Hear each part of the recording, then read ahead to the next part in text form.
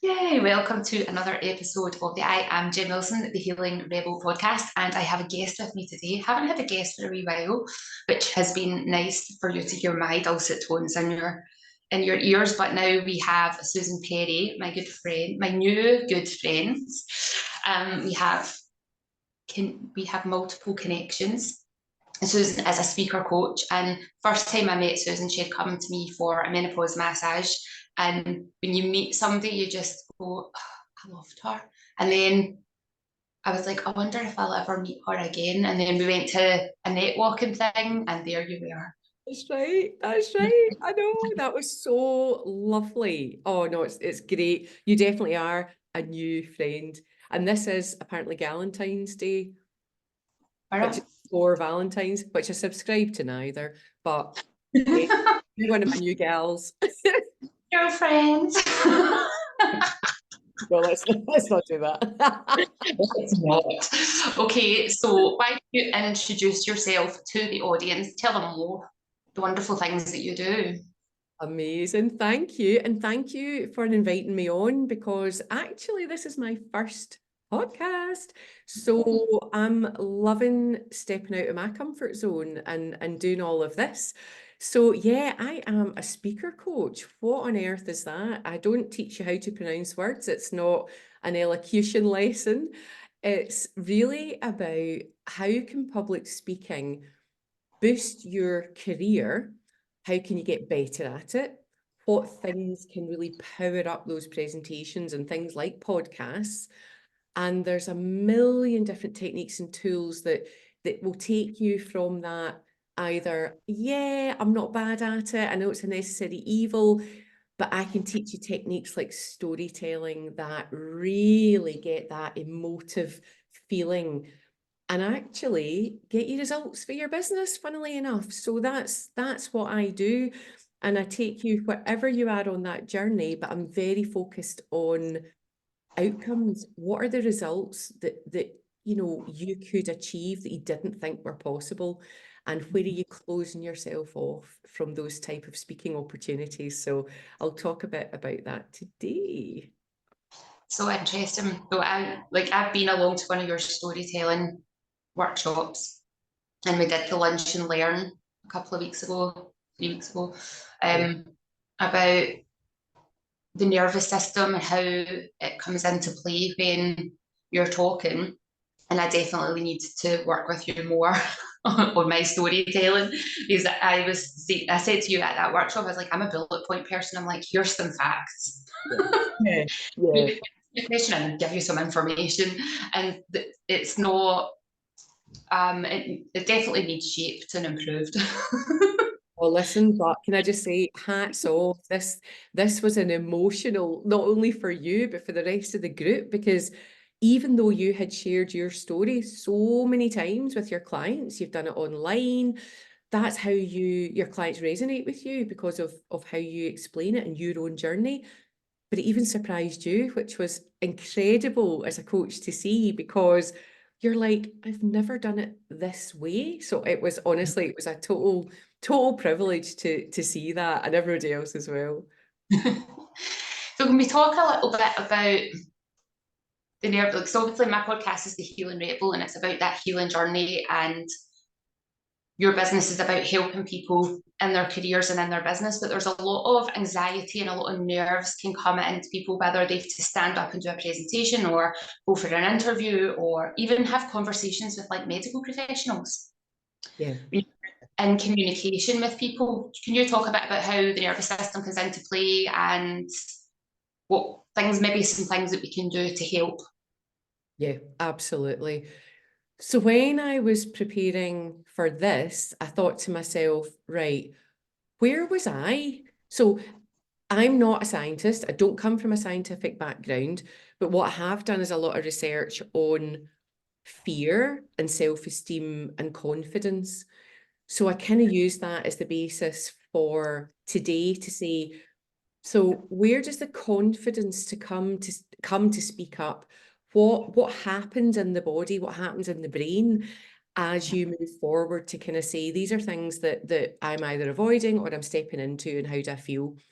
And I started thinking about my own level of confidence over the years. And I remember, many, many years ago, like 25 years ago, that I worked for a recruitment agency. And I remember feeling that amongst my group of friends and my group of peers, oh God, I was really confident because we all just had a laugh. We were doing what we were doing. I was doing a job that I didn't really want to do, but I was like, yeah, I'm going to give this a go. I was like 24, 25. And I had to go down to London and do training with a whole bunch of people. And something crept up on me that day that I wasn't even aware of. We had to go up and speak about a bit of the module that we'd already done, give a bit of feedback. You know, it's quite normal now for me to do that or encourage other people to do that. And physically, honestly, Jane, my head started doing this as that we're going to come to them, then we're going to come to Susan. So I knew there was that dreadful kind of, it was like a firing line, and I knew they were coming to me, and I went, oh my God, oh my God. My neck went to jelly. Never had that before. Had it a wee bit after, but I'd literally holding on to my neck going, I felt sick. There was palpitations and the self-doubt, oh my goodness, was right there. And I thought, I can't do this. I can't do it. I went up, I probably made an absolute hash of it. It wasn't even anything particularly important. It was just, what have you learned from that? But I had never been in that scenario in school, in college. There was very minimal and you could get away with it. So the first thing that I thought of was, wow, look at if that's a feeling that goes through people. Now, whether it's the shaky neck, whether it's shaky legs, it's usually shaky something. Imagine it's not Shaking Stevens, that's the only thing it's not. Sorry, random reference. But I thought, oh my goodness, what did that look like? And oh my goodness, I literally berated myself the whole time. I never asked anybody about it, and it just went away, and that was that. What was happening within my body was absolute fear of judgment. That's what it was. It was fear of judgment. Well, here's because they were all English. I was the only Scottish girl there. So there was a wee bit of self-consciousness. And actually, my system was crying out. My cortisol, my stress was through the roof, which floods your system with, well, what are you going to do? And my body chose to shake in the neck department. It manifests itself in lots of different ways, but there was a massive lesson for me to go, if I look like that, I'm not going to be as credible. I'm not going to be as believable. But in actual fact, I was just scared. I was just scared, and nobody had prepared me for it. So fight or flight kicked in, and that's where all the physicality of the symptoms came from. And I didn't know, I hadn't developed anything like a growth mindset that would help me on that journey. And it was many, many years later that I discovered how to do that. So that was my journey into, oh wow, I can help people do public speaking now, but I've come from a place where I was absolutely terrified. And even the very first time I had to tell a story as part of my role as a facilitator in a social enterprise, I was up in Aberdeen going, this feels really weird. Everyone's staring at me. And I was the one training other people. Made me think how brave all these people are that say, I want to get better at this, because that's exactly where I was. And I had the trust and the confidence and the coaching from other people that helped me go, okay, so what are you doing with your legs? What are you doing with your hands? What are you doing? What's going on in your brain? So the chemical thing for me is just as important, because your body will flood you with whatever to survive. It'll do the cortisol. But equally, if you're having a lovely time, it'll flood you with endorphins. It'll do that dopamine, piece, and it'll be all lovely. But that's where I learned to get out my head and actually embody what I was trying to tell people that would really, really work. Yeah. Yeah. Your nervous system doesn't know that you're standing up in front of a room of people to speak. Your nervous system knows your heart rate started to elevate, your breathing started to get more shallow. You might be about to be eaten by a tiger. Yeah. And that was the reality. Yeah, that's where all that hormone stuff comes from. And then, like you were saying, like you were shaking. Some people, like myself, get quick bowel movements, and you're like, I didn't know I had to go to the toilet so much. I'm really sweaty. Like I can sweat through layers and layers of clothes, like unbelievable. I'm like wet wipes, change of clothes with me. But the more you practice standing up, doing it, the more you feel comfortable. But then so I've been teaching classes since 2009. I put me in a room, tell me to teach Pilates, not a problem. Put me in a room, tell people to tell my story, and I start, oh, yeah, well, there's people there. I can do it to a camera and talk to myself, ramble on, stories probably all over the place, but I can sit and talk to camera, no probs. But ask me to put it in front of a room of people, and I'm like, right, what do I need to do to help myself? 2 weeks ago, I was talking at a holistic fair, and I got there and I was like, feet are dead sweaty, get the shoes off, stand in my bare feet, right, quite warm, make sure I've not got too many layers on, but for the cold shiver shakes that you start to get when you're in shock, make sure that there's a couple of layers there to protect you. Get into the room, just feel the energy of the room, take a few breaths. When people start to come in, start connecting with them so that you're not talking to a brand new audience. You've already started building a wee bit of rapport with people in the room. And I was like, this is all stuff Susan's taught me. It's so true. And you know, the first thing that the word anxiety comes up time and time again. I'm really anxious when I go up to speak, or it's the anxiety that stops me wanting to do anything. And actually, it's that avoidance and staying safe that keeps you where you are. It's that kind of that fixed mindset. And a lot of it, believe it or not, when you start to look into confidence.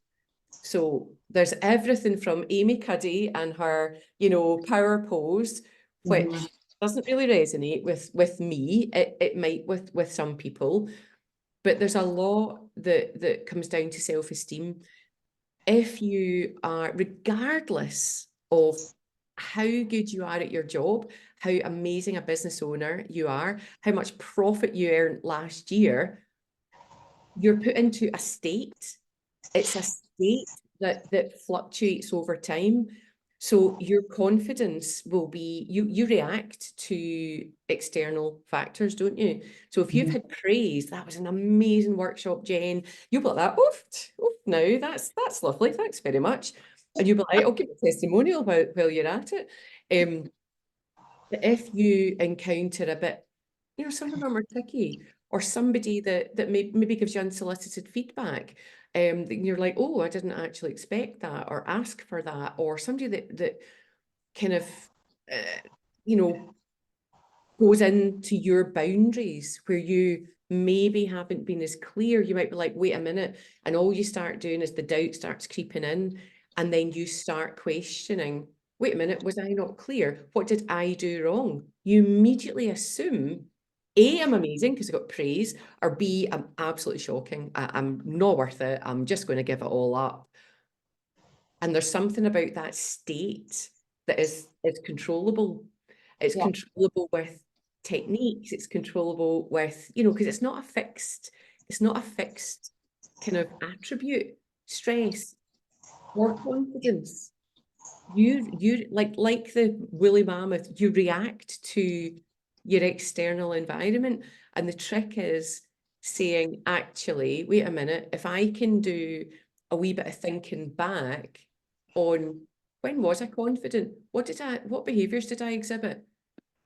Because behaviors and actions are the end result of your thoughts and beliefs, aren't they? That like on that, this is the way I'm going to think. And I'm going to look down because I wrote it. And Gandhi was the first person to come up with, your beliefs become your thoughts become words become actions become habits become values, and values become destiny. Now, whether you believe in destiny or anything like that. I very much believe in, if you think it, you'll probably do something about it. You'll probably repeat that pattern, and that will become a behavior and a habit. Yeah. And you could change the word destiny for outcome. Outcome, absolutely. Destiny doesn't float your boat. Yeah, I know. A nice alternative. Yeah, destiny's a bit like, oh, I'm going to manifest something, and yeah, you're like, no, you need to take action, and there will be outcomes as a result of that. But it's that level of confidence, and I think we need to watch when we talk about levels of confidence as well. It's like, oh, she or he or they are really confident. What does that say to you? Oh, you make assumption after assumption after assumption about what confidence looks like, sounds like, shows up like. And that's the comparison monster, as I call it, that steps into play when people go, if you're asking me to speak in public, it looks like that, and I can't do that. Yeah, yeah, it's having that, like, quite often, and I know a few people that are like this, that are the loudest look at me person in the room, are actually the least confident, because they are so desperately trying to prove themselves to other people, where there can be other people that are fairly quiet in the room, they know exactly what they're doing, and they actually are the ones that exude the confidence. So it's noticing where the bravado is kicking in. Is this just a show Yeah. to try to hide the fact that you don't have a clue what you're talking about? And I'm I sure we have think of people that we know that you're just like, Listen, I was one of those people in my early career, and because I am quite, I love chatting, I love getting into a conversation.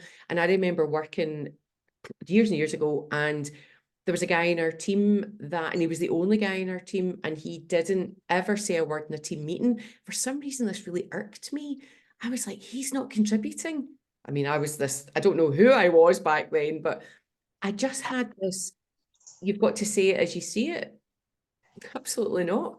And whenever he would say something, it was bang on point. It was yeah, totally reflected. He was listening.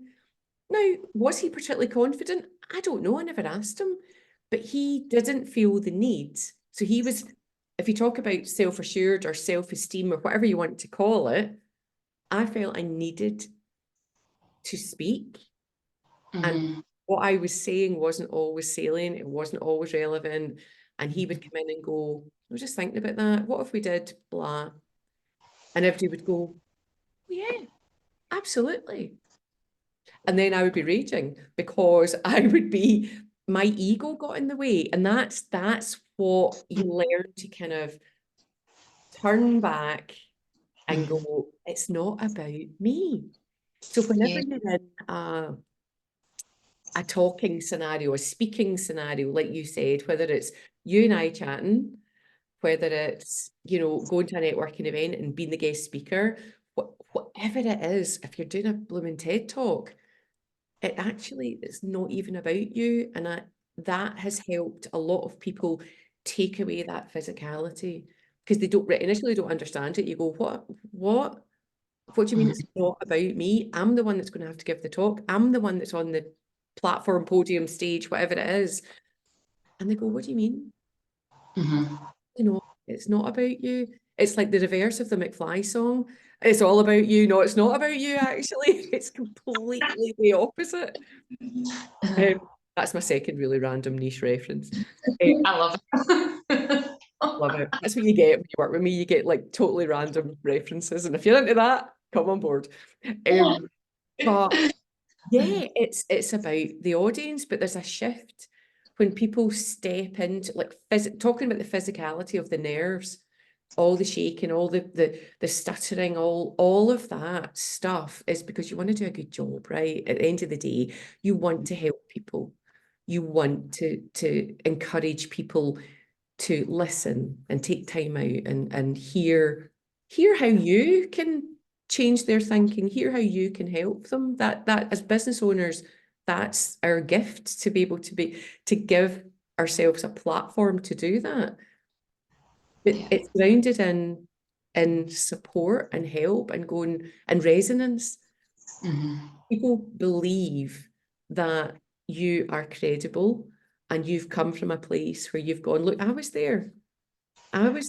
Here's what I did.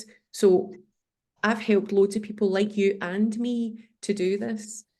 And so that anxiety and everything the anxiety brings, there's something about reframing that and saying, do you know, it's have a think about, you don't know it yet.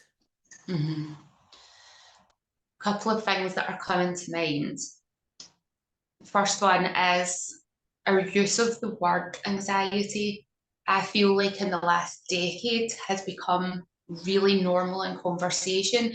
Everything's making you anxious. Everybody's making you anxious. Every situation is making you anxious. And in the olden days is, oh, I'm feeling a bit nervous about this. And those nerves could be excitement. And now the language is slightly changed, because to me, anxiety was something that was much bigger. Yeah. And it's almost like, well, there's that big word up here, let's hug that in. And then people get really attached to that word. People say, oh, my anxiety, it's not yours, it's something that you're experiencing. If you let go of that myness, and it's just, I'm experiencing a bit of nerves, I'm experiencing a bit of anxiety, to downgrade it in your head from being a big thing, can we then change the language back a little bit to, oh, I'm feeling quite nervous about this? Can those nerves be excitement? Yeah, awesome. Yes, exactly. And you're right, it's normalized now to go, well, I've got an anxiety disorder. Well, have you? How, you know, you might have gone to the doctors, you might have never been diagnosed, but just you're reading and you're taking in what everybody else is normalizing. And you know, people who suffer from anxiety, I've been there myself. I was in a situational anxiety. I remember getting signed off years ago by the doctor, and it was situational anxiety because I was reacting to the situation I was in. I was like, have I now got anxiety? I didn't know, he didn't explain it to me, and I took myself out of that situation for my own well-being, and guess what? I was a lot happier. So there's all sorts of labels that we put on ourselves as well. And if we're not careful, we create just these paradigms for ourselves that become beliefs and that are fixed. And you go, I can't do that. Have you ever tried? There might be I want to, but I can't. There might be, oh, I look at what they're doing and I want to do that for my business, but I just can't, because you set up these rules in your head about what you can and can't do. It's like these belief systems that are formed right from the start. You know, how you grew up, you know, who you were pals with at school, what your mum and dad did. All these different journeys become your rules. Yeah. They're either challenged by amazing leaders out there that go, oh, let's Are you do that.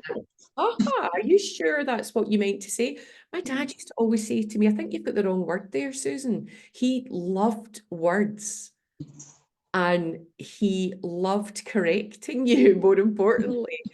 And he would always say, I'm just remembering that there, he goes, I think you've got the wrong word there. And invariably I had, because I tried to explain something in a way that was either too complicated. I'd just gone to college and I was going, oh, right. I'm just going to learn all these new words. And he's like, no, it's not the right word, actually. Stop it now.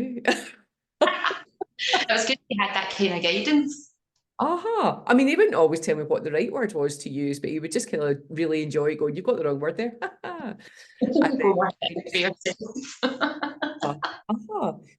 it's like, if you avoid a situation because you feel, as you say, the nerves for me are excitement. The nerves are, I hope I impact those people, or the message impacts those people in whatever audience that I'm in. And that taking it away from it, you know, the McFly, it's not about me, it's all about the audience. I think for me, shifted all those physical symptoms to go, I'm in service of them. And it was a really subtle it feels really subtle, but it was massive. Yeah. It's not about me. Yeah, I remember one of my mentors, I used to be an indoor cycling master trainer. So I used to go to fitness conventions and we would be teaching on stage to 50 people, multiple classes all day long. And I remember like feeling quite nervous. And my mentor at the time was like, that Jen, remember, this isn't about you. You are there for them. And for me, teaching a class, a physical activity, that's really easy for me to be able to go, yeah, this isn't about me. This isn't about what I can do. It's about how can I help them do the thing so that they are learning for themselves. But then when it came to talking in a room, it didn't feel, for me, there was a disconnect because I was doing the same thing, except I am, because I'm still teaching, I'm still there to share something so that they can maybe take it on board to help bring it into their whatever their life. And then what came up for you that hadn't come up before on that day? You know, when you were telling your story and you were like, wait a minute, this it's like it's crept up on you to go, oh, but I normally tell the story and I don't physically feel like this. In your workshop? Yeah. Yeah, what came up? I think because I was telling it as a story rather than as a fact, Yeah. that there was more of an emotional connection to that. Yeah. Which it's only now that you're asking that question like that, what was the difference? Because I was saying exactly the same thing, Yeah. but I wasn't just delivering facts. Mm. And the Vulnerability to separateness of it is peeling off a layer, look inside. Do not look inside, just listen to the words that I have to say. But it's when we do that, like Brené talks about that in The Gift of Vulnerability. It's about when you expose your vulnerabilities, that's when other people connect to you. That's when other people go lean in and go, tell me more. Why?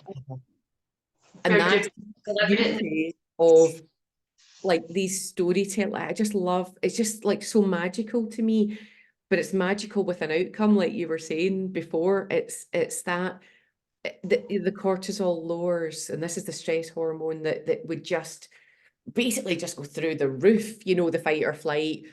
That's what causes the breathing to change and the heart rate to change and the sweating and the palps and all of those things. But I remember, and if it's okay to share this, I remember you're saying, like you had said at that point, what the hell was my leg doing? Because you got that the leg was kind of going and reacting with where I think you're like the brain signals to go, oh, wait a minute, this is different, this is new. Do I feel safe? Is there a mammoth coming? And your leg responded to that by going, I'm going to have a bit of a wobble here. through the talk itself, and it was only got 2 minutes or 3 minutes or something like that. It was really short that you got us to do, but it was when we were then talking about the feedback and my body was like aftershock tremors. I'm like, I just want to snap down, oh my God. And isn't that like, I think it was so interesting for the rest of the group to see and experience that as well, because you were brave enough to go up first, and then everybody else was going, oh no, I don't want to go up now, but look, she's gone up and look what's happened, you know. And you were like honest enough to say, I don't know what's good, but that's how you described it, the aftershock. And that's the adrenaline, totally. So the adrenaline gets you through it and goes, this is what I need to do. And you're in the moment and you settle into it. Yeah. It's like being in a car crash, and let's hope nobody, you know, touch all the wood. Exactly, touch all the wood. But I remember when I worked in HR years ago, I had to bizarrely go and get somebody's laptop and equipment from them. It wasn't a good situation, and off I went because I was, you know, really experienced, and she wouldn't give me it. And I was trying to reason with her, and she was hurt, and she was, you know, what, as I say, it wasn't a good situation. And she handed me the laptop bag, and there was a tiny, you know, laptop bags of old, tiny wee handle. And I sort of put it over my wrist like that. And it was actually really uncomfortable. I don't know why I did that, because I wanted to free my hand up. And then she grabbed at my at the laptop to pull it back. And I remember being, look, you know, speaking to her really calmly, look, this isn't the way you want this to go. And I really talked to her calmly. When I went in my car, I couldn't stop shaking. Yeah. Couldn't stop shaking, because it's like your body and your mind just goes, let's just get through this. You can do it. You can do it. And then when the danger's away, you just, it seeps out of every pore. And then I beat myself up for, why did I do that? Like, what could I have done differently? And da, da, da, da, da. So the adrenaline serves you, and it also slaps you. Do you know? It serves and slaps. And I think what's really interesting and important, and probably a conversation that we're allowed to now have as women, that our monthly cycle can change how you respond to things. At certain times of the month, you will be more confident, depending on how the hormones are rising and falling. And other months, you will be more nervous, more anxious, more susceptible to that, because that week before your bleed, your sensitivity to carbon dioxide drops by 25%, which shallows your breathing, and women are more prone to anxiety and panic attacks in that week before their periods. So you have to do a talk. If you can work out where you are in your cycle, you can be like, oh, actually, I'm ovulating that day. That's a confident week. I don't have to worry quite so much. Or if you look at it and go, oh, actually, that's that luteal phase, and there might be a chance, right? What other breathing techniques, what other nervous system regulation, what other calming things can you do in that time to support you? But this is like a conversation we're only allowed to now have as women, to say, actually, we need to be able to honour what we are going through. And if you're a woman who is perimenopausal, menopausal, that flow of that 28-day cycle isn't going to be the same. It's going to be more erratic. So giving yourself a little hug, a little pep talk, and then tools that both of us teach, you for speaking, me for movement. How do you bring them in to help calm and regulate your nervous system, to soothe you before you go in, and then in that aftershock? Yes, absolutely. And I always say the importance of breathing before, during, and after. It sounds the craziest thing you will ever say, but people only focus on, it's like they focus on the prep and they focus on the doing, and they never ever talk about the afterwards. And it's so important that no matter what the situation, like I remember hosting an event, and there was some tricky stuff going on, just, there was some controversial things going on.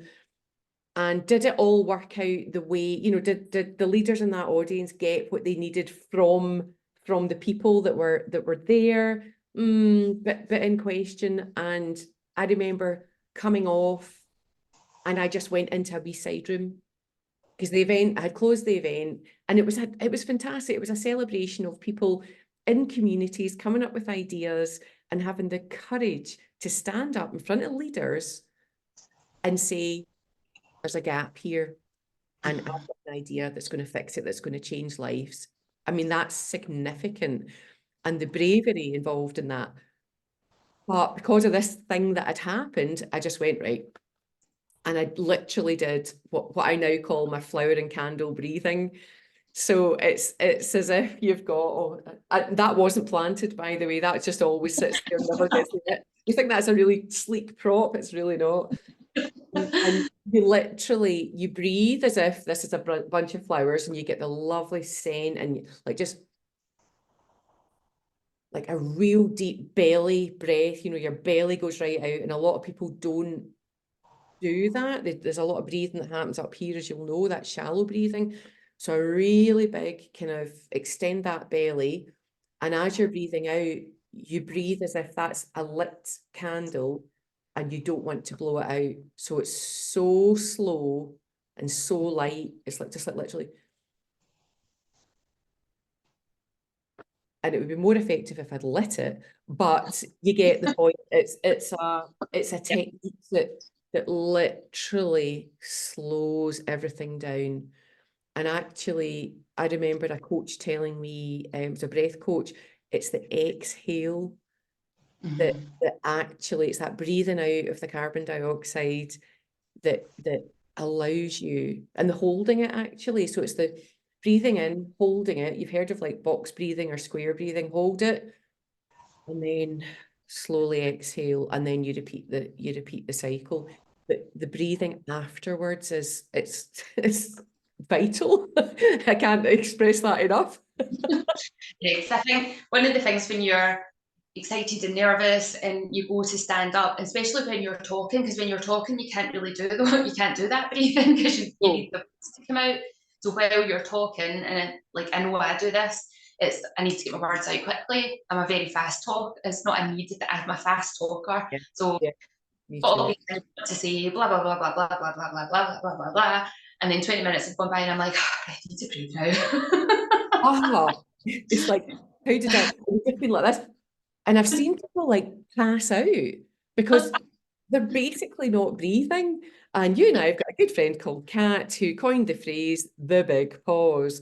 Always credit Kat with that. And it's the biggest advantage for public speaking because it can be used for so many different things. So we talk about the power of the breath, and then when we get excited, we think, or the brain goes, well, I must operate, my volume must change.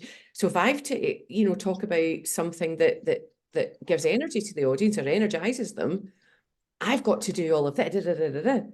But actually, by pausing,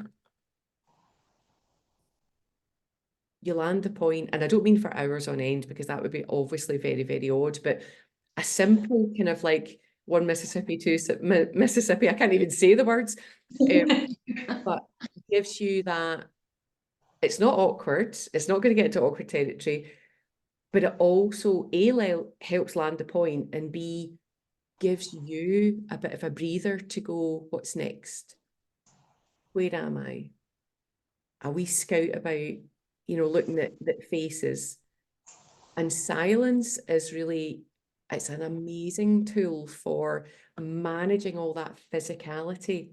It takes practice, don't get me wrong. If you were to try that in your next talk, you're likely to feel awkward. You're likely to go, and people also might be going, what? Like, She's not talking. what does that mean? And there was I can't remember if I told you this, but there was a woman who, when I was coaching TEDx speakers, there was this actress called Cordelia Ditton. She was called Dill for short, and she was this Shakespearean actress, right? Ex-Shakespearean actress. And she was phenomenal. I mean, what she did to command presence and work the room, if you like, how to own the room, was honestly outstanding. And she made each of us stand for 30 seconds and just look at everybody else in the room. It was one of the most cringe-worthy things I've ever done. She said, right, so that's the worst it's ever going to be, and this is in a safe environment. No one is ever going to stop, unless you're in a play, right? And that's just not my world, right? Or the people that I'm coaching. Yeah, I don't know. You never know. But it's the fear of silence, a lot of people tell me as well. Because if you stop talking, well, who takes over? No one. So that's the cringy bit for a lot of people, going, I must speak fast, I must get it all in, I'll say thanks at the end, and off I go. When in actual fact, you might be losing the impact of some of those points. So the breathing, the stopping really helps that the body feel more in control. And guess what? When you feel in control, you feel more confident. Yeah, yes. So the cycle goes on. And if you feed that, the more you practice that, and it's not just like a once and done, you can't just go, oh, right, I've got it now, I've nailed my nerves. No, I still get nervous. Yeah. Because like you're saying, I want to do a good job I want them to get something out of it, whoever they are. I'm in service of them, and I want them to walk away with tools, techniques, tips. So that's where the nerves come. Is that clear? Is it, am I landing that point? Have the opportunity to speak to people afterwards. It might just be like, well, you're there and then you're gone. So yeah, but the feeling of being in control boosts your self-esteem, which kind of flushes out the nerves, because you're like, I've got this. Yeah. Got this. So all of those hormones and reactions lessen, and you can really refine that and go, okay, what's coming up in the body? And you'll know this yourself. For me, sometimes it can be, it's my shoulders, because I've been like this, and a lot of us hold the time, because we're sitting at laptops and all the rest of it. And if I think, how am I standing? How is my body reacting to, and I go, right. And so I just breathe into the areas that, and I try and loosen it up. I mean, it's years of probably sitting like that. So it tends to focus on there. But yeah, once you're in control, then the flow starts happening, and it is the most wonderful feeling. And that's the level of control is what I would love people to grasp, Yeah. when they're speaking, because that's where they feel, well, I've got no influence on this. And the only way you can get control is to start to practice, to become competent. And with competence, you get confidence. Absolutely, absolutely. And it's I mentioned it before, the growth mindset. There's this professor in America, Carol Dweck, and she coined the whole fixed and growth mindset, and also the power of yet. But I don't know how to do this, ... yet. And we kind of forget that as adults, we're always learning. We think, aye, that's fine. I learned to walk, I learned to talk, gone to school, I've learned to drive, got my job. I've kind of done it. It's like my niece years ago, was quite, she's singing and dancing and all the rest of it. And my sister said, do you want to go to drama lessons? No, I know how to sing and dance. I mean, she was like really ballsy. And my sister's going, no, but it's fun. It's with other people, but I know how to do that.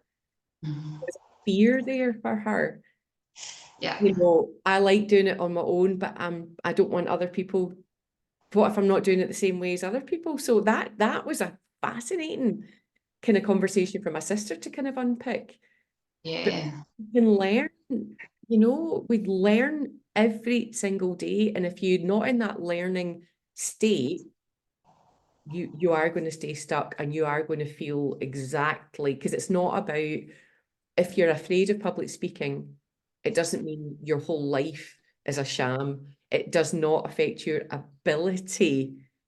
It's just a state that you find yourself in. And as you say, it is practice, practice, practice, which, might be frustrating for people to go, I just want a fix and I just want to do it. Sometimes you'll give a really good talk, and sometimes you'll be like that. Yeah.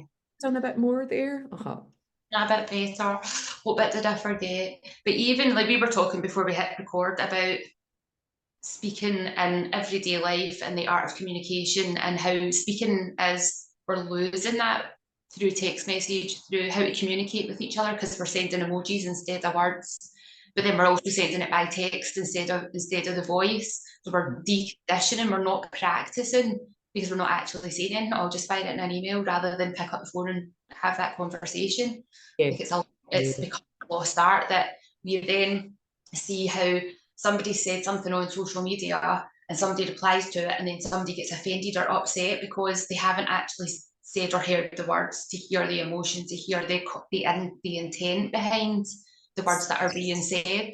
And if you stand up, deliver whatever message it is, whether it's, can you go to the shops for me and buy me some potatoes, or just how you heal the world, or somewhere in between, whatever your conversation is, when you can hear the words and you hear the emotion behind it, you see the person's body language, if you can visually see them, but even the different tones in people's voices, you get a better sense of where they're coming from, what the message actually is, rather than the written word. There are very skilled writers who can do that, of course, but sending text messages or for everyday communication, it's not Yeah. And you know, the classic when we all started using mobile phones was somebody wouldn't take caps lock off and they were like just shouting at you. And you'd be like, calm down. I'm going to send you it. It's fine. I'll do it. But that's the thing when we're so quick, you're right, the intention is lost behind the words. And actually, there's a girl who I like, you know, I do like the wild swimming, and there's a girl there. What age is she? Just over 30, I think. And I remember once she sent a text in the group that was ANO, and that was her saying, I know, I, ANO. And I was kind of, I said to my sister, what's that? ANO? I just kept going, ANO, you know. saying, I know. I think she's saying, I know, but this is the shorthand now that's being used. And I'm like, makes me sound like a right old fuddy-duddy, but grammar is, oh, I don't know, it's so important to me. It's so beautiful. Look at that language that's been created and what people have done with it. And words change lives. Do you know, whether it's poetry, whether it's, you know, the book that you read, and I know you're an avid reader, Yeah. but imagine the state that puts you in. You can imagine yourself there. You can, you know, and even the book that I'm still listening to the audiobook of the one that I gave you, The Young Team, and I said to you, I couldn't read it because it was done in really like broad Scots, if you like. It was just done in total local slang. I found it really hard to read, and he's narrating it, and I connected much more with the way that he would say it in his words. Yeah. And we just words, honestly, words are they honestly do change. They change rooms, words, because Yeah. you think of anyone that's given a significant speech or talk, it always comes back to, wow, I didn't know, you know, like I Have a Dream, Martin Luther King. Mhm. Wow. Does anyone ever remember what he said after that? Now you might have the headlines. You'll go, I have a dream. What was his dream again? Sorry. You know, and most people would know, but all these amazing actors that they're fantastic at their craft, but they crumble when they have to go and do an acceptance speech for amazing work that they've done. And people go, I can't tally you with the amazing person. Yeah. So it's not your identity. And I know you've talked about that before. It's not your identity. It's a situation and a state that you find yourself in. And you can choose what a brilliant way, you know, you can choose to use brilliant techniques that calm your system down, that get you prepped, that help you emphasize words, the way your words tell your story. And actually, you're the only one that can be you. That is physically impossible for anyone else to be you. And that can be overwhelming sometimes when you feel it's all on your shoulders. But I sometimes well, quite a lot, I say to people, if you're telling your story, you're not going to forget it. That Yeah. fear of, oh, what will I say next? What will I forget? You'll be like, well, if it's my story and my scenario and my business, yeah, Yeah. I didn't say that before this, and I was supposed to do that, and da da da. You do it your way. Be authentic. It's you. Yeah. And was it Maya Angelou that said people don't remember what you said, they remember you made them feel. So if you're Uh-huh. taking on that journey, they'll be like, oh man, I remember listening to that person and wow, no idea what they talked about, but just I loved their energy. I loved being in their presence. I want to be in their presence more, or they made me feel really calm, or the opposite of, oh, remember that person, they made me feel really on edge. I'm going to avoid that person. Yeah, And absolutely. you have two people telling exactly the same story, but the energy behind it and the intention behind it can make you, the individual, feel completely different. Yeah, yeah. And without getting too kind of woo-woo, it's all about those. It's the environment that you create and the sort of vibrations of your words, if that makes sense, because you can be a very, very, you know, like somebody like Tony Robbins, for example. very full on, very that masculine energy. Now that works for a lot of people. It doesn't quite work for me. I prefer, it's too showy, it's too loud, it's too much. And you know, you kind of go, okay, I've got a choice then, and I choose not to really listen to any of his. I might read some of his stuff if it's useful, but that energy can be a total turn off. And you just decide. So the word that always comes up for me is resonance. So the confidence will come and everything will react. Your body will respond and react if you're saying something that has resonance. And that's why it's not about you, it's about the audience. What do they need to hear from you? Or what does that one person need to hear from you? Yeah. You know, and it sounds as if like you're having to think really, really deeply and really kind of carefully every time. No, you don't. But just think, what do they need to know? How can I help? How can I explain this in a way that's me and it's really authentic? So it's like taking, you know, these scary talks, it's like taking our conversation and putting it in a public domain. That's all it is. That's all. And you might think, oh, I'm so terrified. But hopefully, once you gain that control and once you practice, create some situations where you've put yourself out your comfort zone. That's one of the hardest things. I was coaching a client recently and I said, how can you create more opportunities to speak about your business? And he was sort of, what do you mean create opportunities? How can you manifest? How can you say to somebody, can I give a talk at your next meeting? Can I do that? And he's like, I never thought I could do that. I mean, you can do anything you like. They can only say no, or they can say not now, maybe later. And tell them, you know, so creating those opportunities it's scary, but my goodness, look at the results. You could get that collaboration that you always wanted to, you know, work with him, them, her. You could increase your customers. You could change even more people's lives by just simply using words. And that's, when you think about it like that, it's words, it's energy, it's vibrations, and it's there for good, not for evil. And I think when you can get your head into that space, that then helps change your physiology, because you can't disconnect body and mind. If your body's anxious, your thoughts start getting racing. If you can get the mind calm, then that's going to influence the body. And if you can get both of them calm at the same time, then there's a beautiful little dance there. And it takes practice. It really does. And it's funny when you're even like looking into, there's all this, you know, NLP and cognitive science, and I was going down some rabbit holes like between yesterday and today. And it doesn't need to be that complicated, as long as you understand, if I can control my physical, you know, it's as you say, the brain and the body working together to go, I'm just saying words to some people, you know, there's very complicated structures out there. What is it you want people to feel? Remember how you felt when, you know, somebody inspired you by their talk. You know, what did you like about it? Don't try and be them. That's the worst thing you could ever do. Even there's some coaches out there that would say, if you see a trait in a speaker that you particularly like, try to emulate that. I would say no. I would say be yourself, for goodness sake. You know, you are the expert at being you.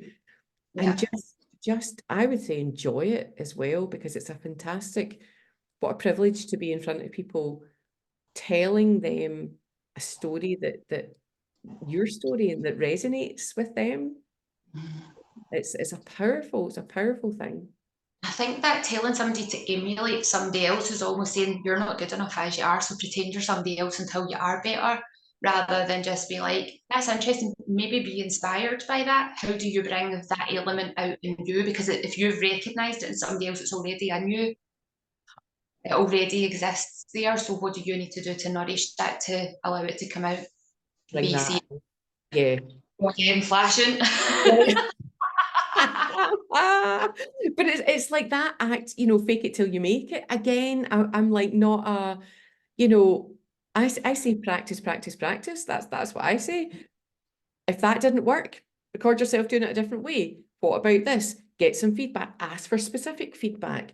Does that resonate with you? Well, I don't really know why you said that bit in the middle. Okay. What did that make you feel? So Yeah, it's all of those good things. And for every minute that you're asked to speak, technically, you should be putting an hour in.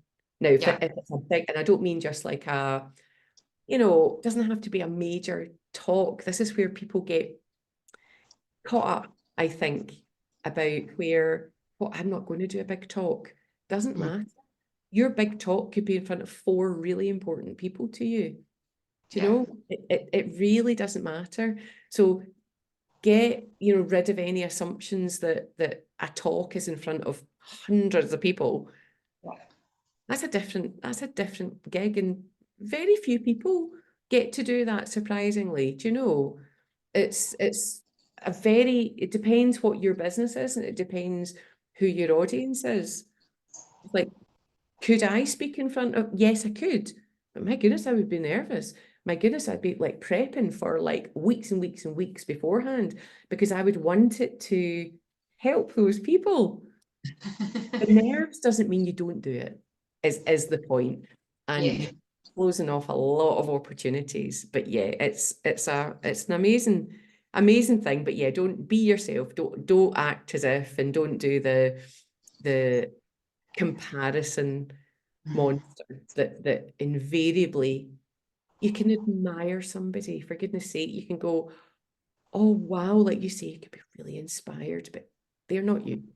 yeah, yeah, yeah. Be you, warts and all, stutter over your words. And I think, see, if you go up and deliver something beautifully, people will, oh, that's lovely, that's lovely. See, if you go up and you trip over a couple of words, people will feel much more connected to you, because Absolutely. that's what they do as well. Like, there's some days you're just like, I can't actually string a sentence together.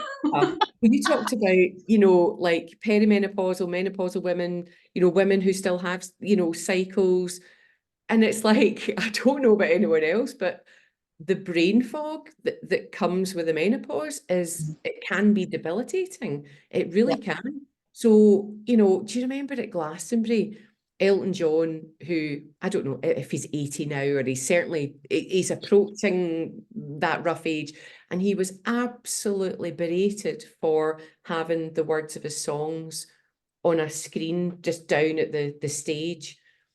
And you're like, this is a guy who has, I mean, there's, why not? Yeah, Why not? All the best speakers have notes. And yeah, actually, just because the camera was able to show it, every gig that you probably go to, they've got some kind of prompt somewhere. yeah. That's wanting to do a good job. That is not, he's frail and over the hill and all. So we need to challenge our assumptions about aids and prompts. And somebody said to me recently, I want to get rid of any prompt. And I said, why? Why? You're a human being, you're not a robot. We've not moved into that territory yet, nor, people and emotions and evoking that emotion. I mean, why? I said, you can hold a prompt card. You can have something in the distance with some visuals on it. You can do whatever you like. So let's break the myth of what speaking is. And the fact is that people want you to do well. They want Yeah. to hear what you've got to say. And you're not there as you're not Bill Bailey, a comedian. Like, you're not there as a performer. You're there to help the audience think, hopefully, and Yeah. take action as a result of what you're saying. And how you do that is authentically you. And the one thing I did read, actually, apparently, in terms of nerves and how that manifests itself, apparently Adele vomits before she goes on to every single performance. Amazing. Right? So you've It's not got amazing for picking up, but aye, that's it. Yeah. that, right? It's Adele's first night, right? There we go, there's the bucket. It's, do you know, it's like, just dispel the myth that everyone else is doing it better than you, because we're all human. Yes, absolutely. Absolutely. Is there anything else you want to say before we finish up? I think probably just reflecting on all of this, I would ask people to just challenge their own beliefs. Where are they getting stuck? Is there an opportunity that they can step forward? And that's my invitation.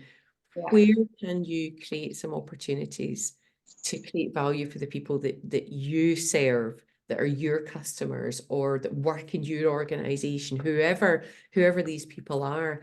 Just don't fall into the sheep mode. Do it your way, and have fun with it, and just rock it. Doesn't matter. Who cares that somebody said to me recently, I have to do a presentation, so I was just thinking about my slides, and I was like, whoa, challenge those assumptions. I'm a no slide girl, as you probably know, or very minimum slides. Just challenge the assumptions. If somebody asks you to speak, grasp it, do it your way. Because nobody says you have to do this, this, and this. So just find your own way, try it, experiment it, and enjoy it, apart from anything else. Just keep being you. Absolutely. Where can people find you online if somebody's like, I need a bit of Susan in my life? Yes. Well, I'm on LinkedIn and I'm on Instagram. So I'm Susan Perry, speaker coach. And you can find me on my site. So I'm basically Susan Perry, speaker coach. And yeah, I do all sorts. I work with individuals, I work with groups. I help everybody from leaders to established speakers who want to get even better. And it's all around my kind of cornerstone, if you like, is storytelling, and how stories can shift your results and shift the thinking in communities and organizations and for all sorts of people, for society. So if you want to do something where you're lobbying for Parliament and you want to, really you've got a social issue you want to look at. If you're sitting as a leader in a team and you're like, I'm not getting my messages across, how can I use my story? And for teams as well, business owners, there's real results. You can the networking that can happen as it, and the collaborations and the opportunities. So there's a million ways, but I'll take you from wherever you are and get you thinking in a really compelling and impactful way, but not just to get the results that you want. So I will always be asking, what is it you want to do with this information now that you're able to do it? Yeah. Because if you're speaking, it will enable you to do more in your business. Amazing. And life. And life, yes, absolutely. And And I think, look out for stories wherever you are. You'll see them, you'll hear them. yeah, I think since knowing you and Suzanne from Curious Wolf and doing a wee bit of like storytelling, when I'm reading now, like see when I'm reading fiction, I read it differently. I know people are telling stories and I'm like, oh, that's so interesting. Because before it was just words on a page and I was just reading. But the more I'm learning about it, I'm like, oh wow, right, how do I make things better? No, but it's like a superpower that you can't switch off. It's like every interaction with, like, you can be waiting for a train or a bus and something happens or somebody says something really funny or quirky or whatever, and you're like, that's going to be banked somewhere for a situation that is relevant where I can, and sometimes you will have like really random things that come into your brain. My view is just say them. And that's how I get by, because that's my uniqueness. If I suppress that, I would be like, because I want to enjoy it. I want to enjoy every conversation, and Yeah. not I keep saying the one thing. There's a million one things. For you, that's you aren't for everyone. You won't resonate with everyone, and that's where you'll find your clients. You'll find your people on whatever level or frequency or vibe that you're operating on. If people like the cut of your jib, to use my gran used to say, they'll be like, aye. I can work with her. That's great. You're unique, and honestly, it's I just love it. I just love helping people figure out their story. It's fab. And I love listening to you, and I love speaking to you. And it's so Vice versa. I know. I'm like, oh my God, have we massively gone over? I have no idea what the time is. Quarter past 4. It's good. It's good. Just over an hour. Yeah. So I'll wrap up this podcast. Thank you so much for being on the show, and I'll put the links to where people can find you into the show notes so that it's dead easy for them to find you. Thank you very much. Brilliant. Thank you so much. This has been great. My first podcast. Woo-hoo.